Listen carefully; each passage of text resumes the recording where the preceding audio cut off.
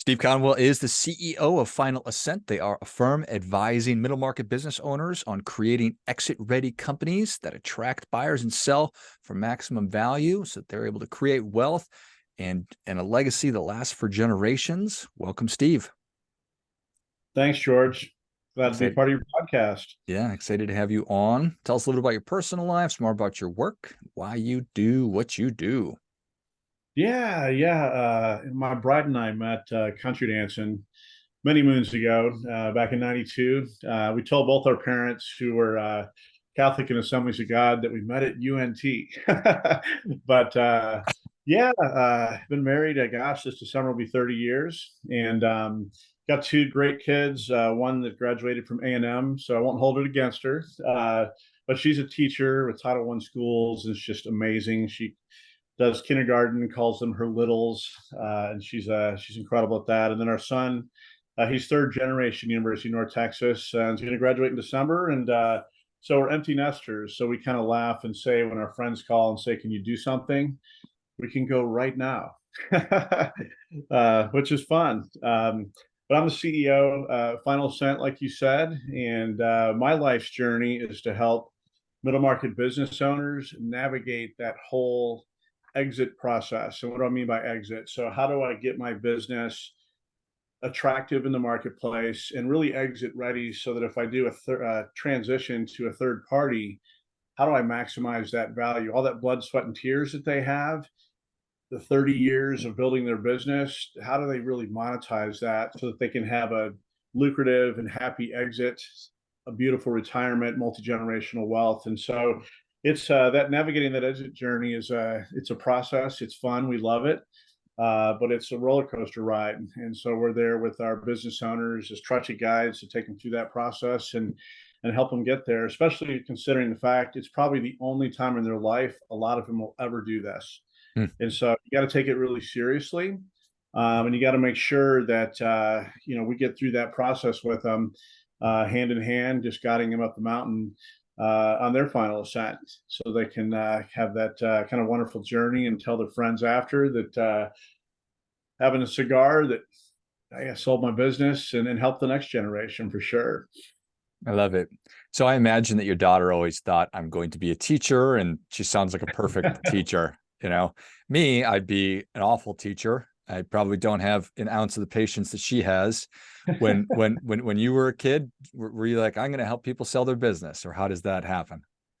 Oh my gosh, that's such a great question, because I mean, no, right? But I remember as a kid looking at these millionaires back then. Right now, it's the billionaires, and so how did they do that? I mean, how did they get? You look at somebody that owns not owns, but runs a Fortune 500 company with 300,000 employees.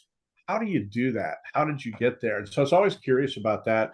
But I did the traditional, bachelor's and master's in accounting, did the financial statement audit with the Big Four, going down that path.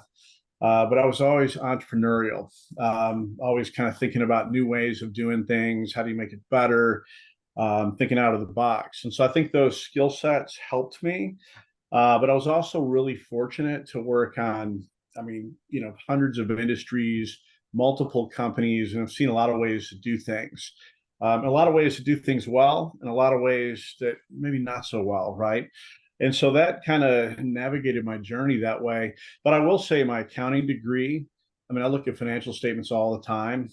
It never goes away. And those early skill sets, the soft skills that you learn, the attention to detail, quality, time management, budgeting, the emotional intelligence learning that you have to do to kind of move up the food chain, all of that helps navigate that journey.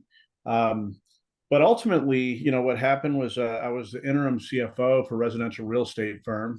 We did about 300 homes, and I was a client of an exit strategist. And so what's funny about that is that when we sold our first company, we thought we did great. This was back in 2008. Here I am listening to this exit strategy person talking about all of the things that buyers want in the business. How do you go through an exit? And I'm looking back going, not only did we not remotely do that the right way, we probably left it easily like $3 million on the table. And we thought we did great. And so that's what got me really curious about this. And that's how we started the company. I said, oh my gosh, man, there's so many people that don't know they have their entrepreneurial hats and they're great with that, but they don't know what it takes to get their business really ready for sale. And then what do you need to do to go through that process? And so that's now my life's work, to help business owners with that. I appreciate you sharing. And life is a funny thing. And you answered one of my questions. You just never know if people are going through the degree work and then advanced degrees and then working for great big financial accounting firms, if there's a lot of emotional intelligence going on, and where you pick that up, because you mentioned that's such a huge part of the process. Yeah, I had a pivotal moment when I was 25, because, there's those situations where you're right. I mean, this is the path that you need to go down, but there's personality types that you can't convince. And you can't figure out why. Like, why is it that that personality type, for whatever reason, can't get from A to B? And my pivotal moment in my career was, I thought, what if I'm the problem? Hmm. What if I'm actually the issue? And so I started reading all these soft skill books, and the groundbreaking book by Daniel Goleman, like on emotional intelligence and working with emotional intelligence. And I remember reading things, and it's like I never knew that I never knew this, right? And so I started kind of tabulating in my mind, okay, how do then I change my style, my communication approach, so that the person listening to me, that's how they like to be communicated to. And so I just adjusted myself, adjusted, how I talk to folks, how I listen. And it was a groundbreaking thing for me. And so I'm kind of a lifelong learner and things like that.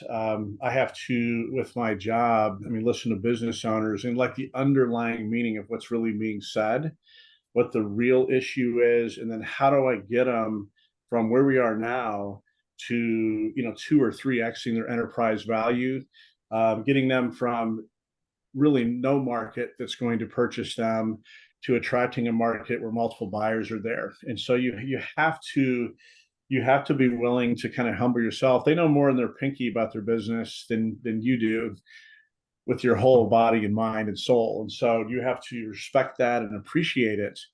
And then you have to then help them with the experiences that we have, taking companies to market and selling them for that maximum value that we talked about.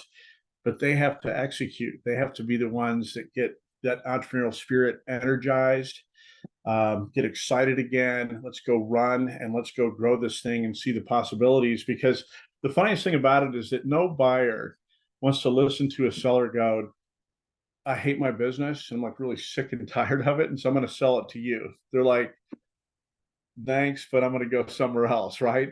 So yeah, it's, it was a big thing. And so I'm a firm believer. And, you're not always right.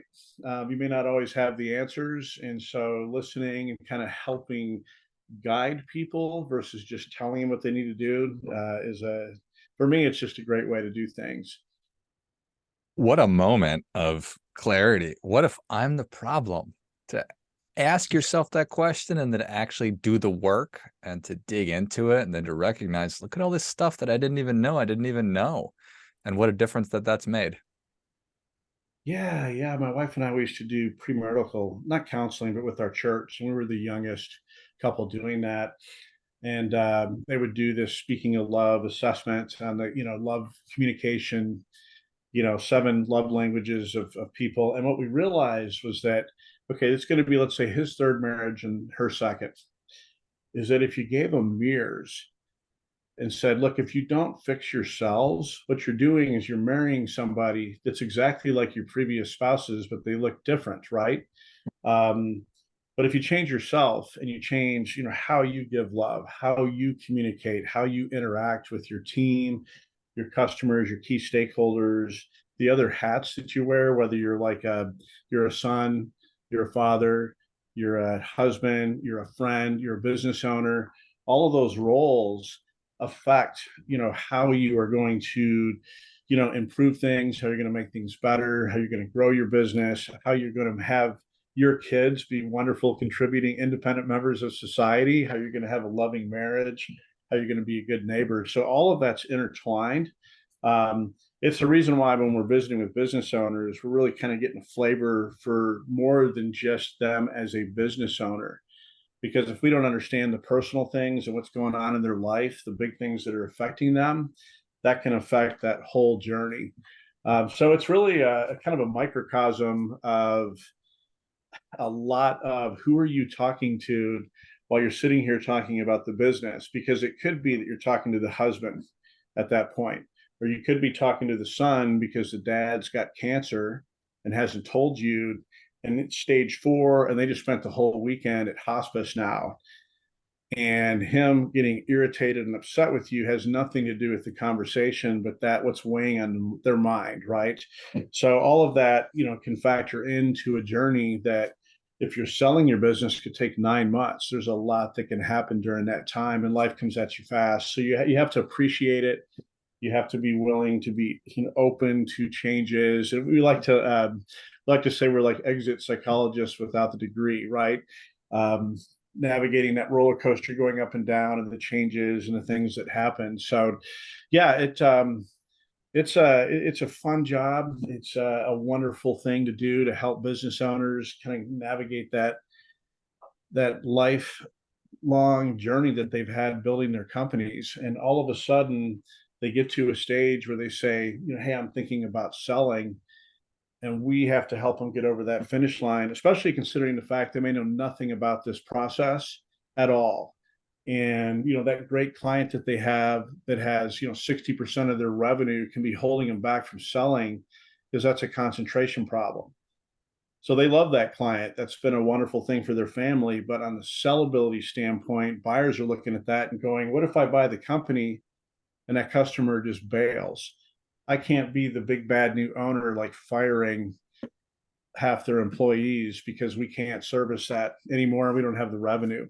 Yeah, so there's I don't know, in my heart this is something we take very seriously. We love the business owners we work with, and we truly, if you think about that final ascent, it's a mountain climbing term. And it's the last ascent to the summit. So if you think about Everest or K2, it's that most dangerous part of the ascent because all things can go wrong. So we have to be there and guide them through that process to get over that finish line. It's fun. What a great way to think about it. And you described it beautifully. And it seems to me that you ignore this stuff at your peril. And if you are not taking into consideration the family stuff, the emotional stuff, and you're just looking at the books, that you'll probably end up freezing to death close to the summit on K2 or Everest, as it would be. Yeah. There's nothing worse than saying, okay, like going to the summit. If we stick with that analogy, it seems like the straight line is the best way to go. Hmm. And logic would dictate this is how we get there, but it's experience over time of doing it hundreds of times that says nope, we have to circumvent that straight path. And what appears to be like the road less traveled by Robert Frost is the right way to go to get through this exit journey for them.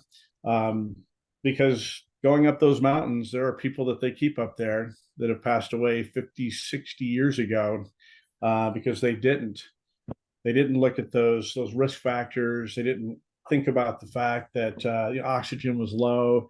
So time, people kill deals, financials that are a mess kill even the opportunity to have somebody give you an offer for your business. Um, Businesses where the owners are largely dependent on them. So they're very proud about the fact that all their customers know their name, all the key stakeholders. They're the person that everybody goes to for all the problems and challenges. And while that's great for the business owner, from a buyer's perspective, they're looking at it and going, well, this entire business is dependent on you. So we're going to walk away because it just doesn't have any value, i.e., you just died on the mountainside and you didn't even know that was an issue. Yeah, what feeds you destroys you kind of a thing. What brought you to the dance and made your company successful is you and your personality and everything else. But yeah, I'm the new potential owner and I am not you. So Yeah. It's like what you want to do is you want to take your business and make it turnkey. So you sell it, you hand the keys over to that new buyer so that you can go off into the sunset and walk away. Now, the reality is that a business that is turnkey, you may spend the next year working on a consulting basis, full time, maybe the next 2 years part time. You may have some level of earnout where you're earning, let's say, a portion of the sales proceeds after the fact to get to that next level. But if the business is truly dependent on you, you really hit the nail on the head. You are the reason this business is here, not all your employees and not what you're selling, but that just larger than life personality that you have, the expertise that you have. And while that got you here, it's not going to get you successfully over the finish line. You're not going to be able to maximize that value at exit.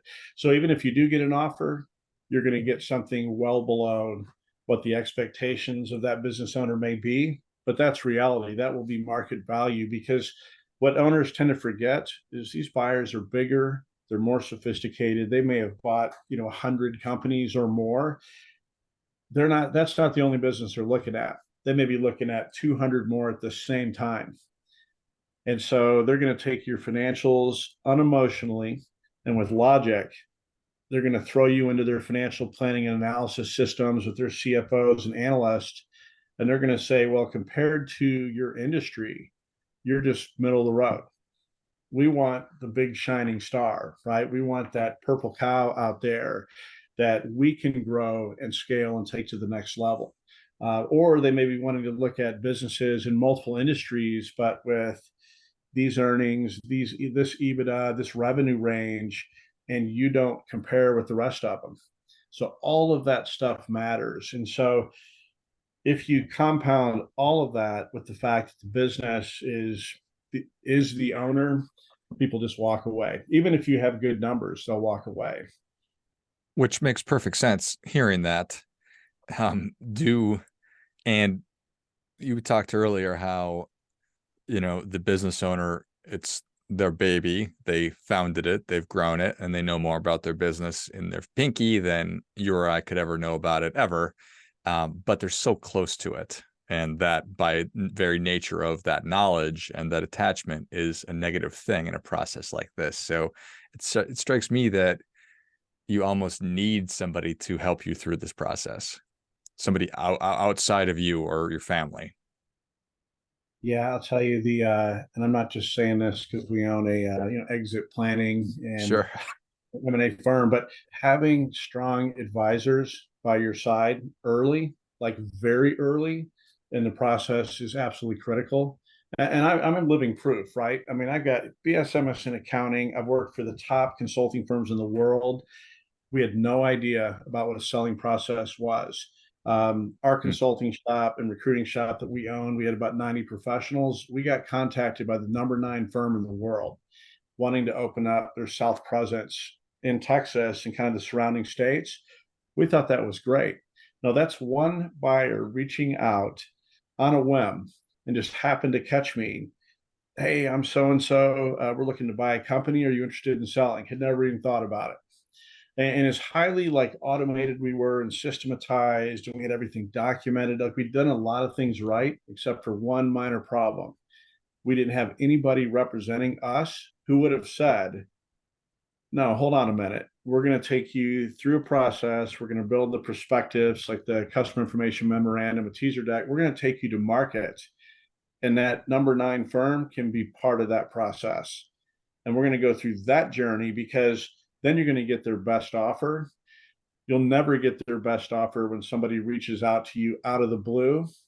They're going to be super nice. You're going to think, wow, this process is great. But what they're doing is they're, in effect, lowering the asking price, taking you through that journey. They're going to make sure that, other people aren't in the mix. And here we are, sell it in May of 08, thinking everything was fine, and did it all wrong. And so that statement of like, we never knew that you never knew, we were those people. And so for me, we take this selling process very seriously, because it is their baby. It's almost like their business is like their child, right?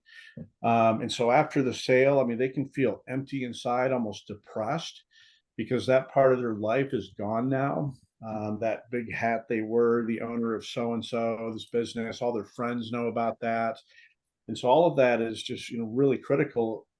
Along with the fact when you get calls from guys that have $50 million businesses and they're writing furiously and taking notes on that first call when you're chatting, kind of going back and forth, and they pause and they say, "Oh my gosh, I've talked to a bunch of people. You guys are telling me stuff. I mean, I had no idea that this is what a sales process looked like. This is what we had to do.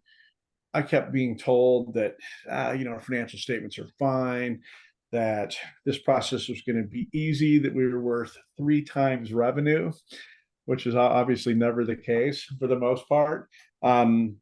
So yeah, I mean, there's a reason why we do this. There's a reason why you need people early. I'll give you a great example too.